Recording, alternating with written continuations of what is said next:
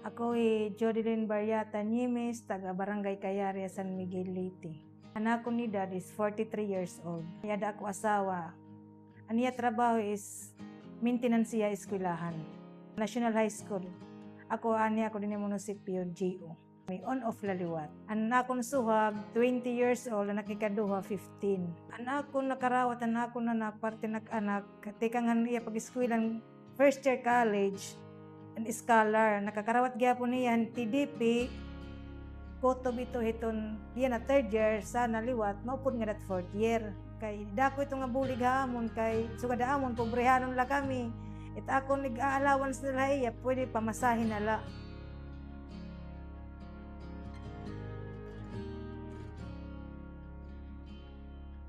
Ito nga amon nakarawat niya nga scholar, dako-dako ning bulig talaga amon.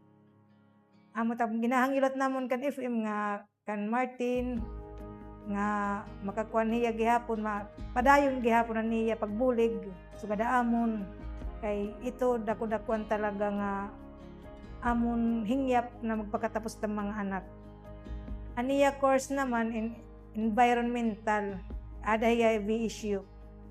Dako talaga tamon kalipay hito nga naupod kami hito nga naupod anak hito. Nakakarawat ka financial talaga, sir. Financial talaga. 20 po. Kuan namon niya cellphone, sir, kay kailangan niyan cellphone. Tapos iya pamasa allowance niya kada semana kas adlaw-adlaw. Dako-dakuan talaga ito nga bulig nga hatag ni FM nga aton pan-scholar kabataan. Siyempre tiba sugadit tiba, sir, kung namimiling na parat bugas banera, tapos magkukuang pakita din eskwela naton. Ito, papasalamat gid kami hinduro.